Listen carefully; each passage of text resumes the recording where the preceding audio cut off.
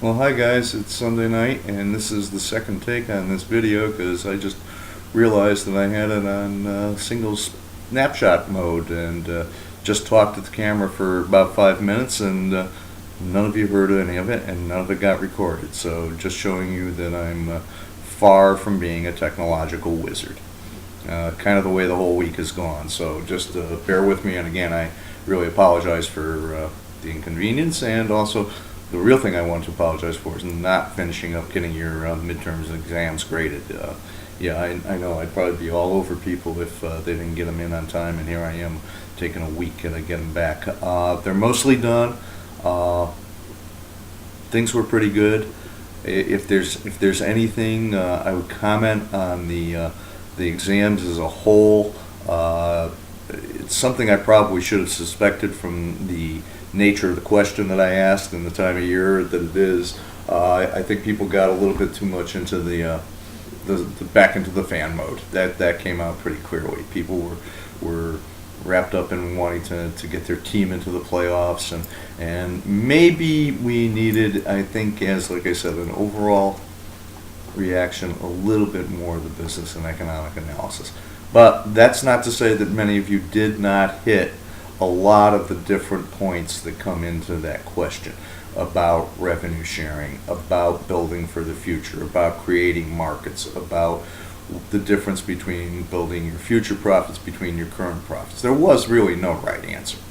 And I think what I was looking for was how much did you consider different important factors in your analysis. And as I say, most of them were pretty good, and I promise you I will finish them up right away now that some other affairs have calmed down, not the least of which was related to our main topic for this week, for this upcoming week, which is college and amateur sports. As you can see, I'm sitting here in my coach's gear again. It was a busy week of making up for rained out competitions. We actually played 4 times in 5 days.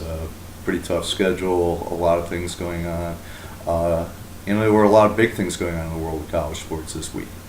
So the week's reading here, the week's material in the course, you'll see a lot of things about the chapter, particularly the chapter from Leeds and von Allman, has to do with college and amateur sports, issues of discrimination, issues of balance, issues of what a college sport's all about, what are amateur sports, how have they changed over the years, what did they start out as, or what have they become.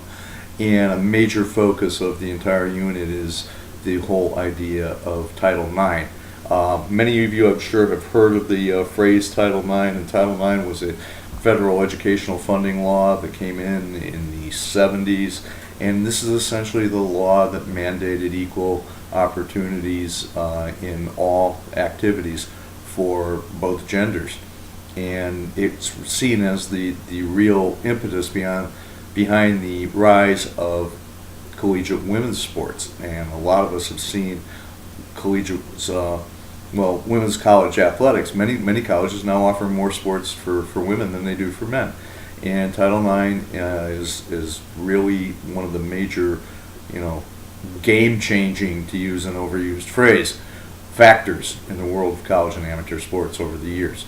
So I'd like you to really pay attention to what you see there. We have a couple of videos in the unit where you're going to see some speeches from people who are tremendous proponents of Title IX, real supporters of it, and also some opposing viewpoints. And those opposing viewpoints are not so much opposed to opportunities for women, but they seem to think that Title IX limited opportunities for men. So it's a very interesting debate. My own kids, my daughters benefited from Title IX.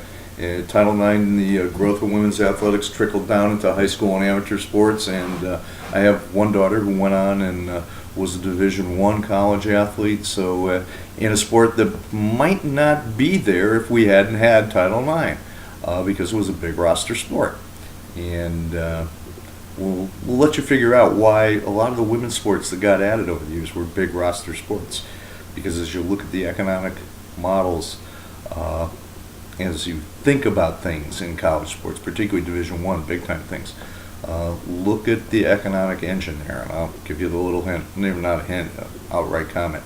It's football. Well, if I've got to offset 85 football scholarships with equal opportunities for women, I'm not going to do it with small roster sports. So this led to the development of women playing a lot of team sports and a lot of team sport opportunities that never existed for women before on the college level. Another phenomenon I'd like to point out too that about college sports. I live in Connecticut, and last night, Saturday night, was the NCAA hockey tournament final. Two Connecticut schools played. One of the most famous universities in the world, Yale, versus a relative newcomer, Quinnipiac.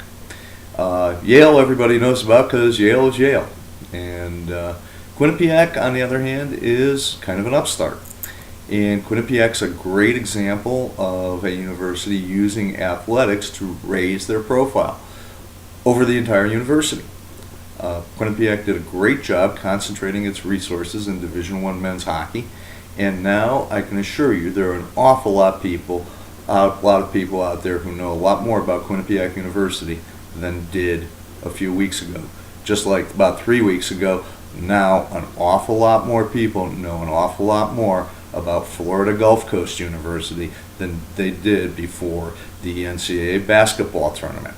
Sports in college are not necessarily just out there for competition. They're not there as money makers. They're not there as educational tools. They're there as marketing tools. All these things come into the development of college sports, and I think you ought to pay attention to that. It's a huge issue because we've seen now in the last few weeks and months and years issues like conference realignment at the Division I level, things that actually trickle down through the whole network of college sports. Controversy now with the NCAA as a governing body. Is it effective? Is it ineffective? Is it ridiculous? Should the big football playing schools break away and form their own association? I know there's a lot of talk about that. Again, probably money driving the bus here, and in big-time college sports, it's football. But what about all the other sports that give us all the sporting opportunities?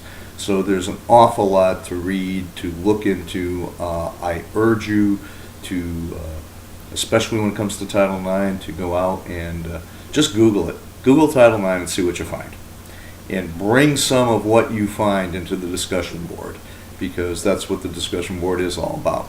College sports, amateur sports, and Title IX in particular. Big week for us. As we look forward to, just remember it is week 7.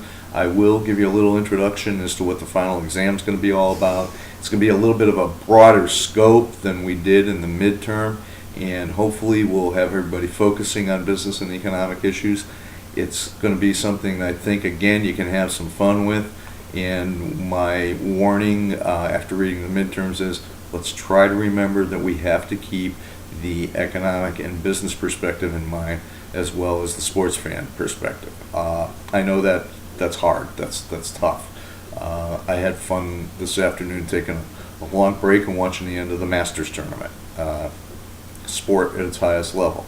Okay, I'm a recreational golfer, and to me, watching golf in a major tournament is a lot of fun. I know some people think watching golf is like watching paint dry. Not the finish we had today. Which brings us to another example we really won't spend a lot of time on because we don't have time in the course, but that's the economic models of individual sports. Today we had an individual, Angel Cabrera, lose the Masters by maybe a quarter of an inch, but putt didn't drop, and Adam Scott made the next one. Cabrera finishes this close on the second playoff hole. He still wins second prize, monetarily. It doesn't matter if he lost by 5 shots or by that quarter inch. Big, huge spread in the prize money. Is that a fair economic model? What does all that mean?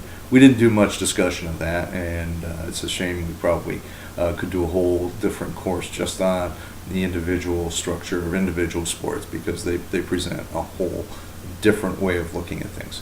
So keep the questions coming on anything you have. I have been able to speak to a few people outside of the class, but if you have a general question you think might get to needing an answer that everybody could benefit by, put it up into some forum, send me an email. We're getting close to the end. I really appreciate the work everybody's done.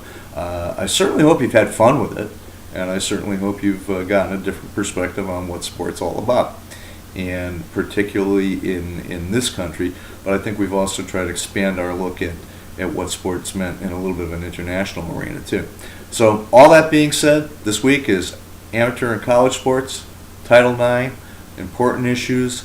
Title IX was a game-changing event. Let's look at it in depth, and I'm looking forward to reading your comments. Thanks very much.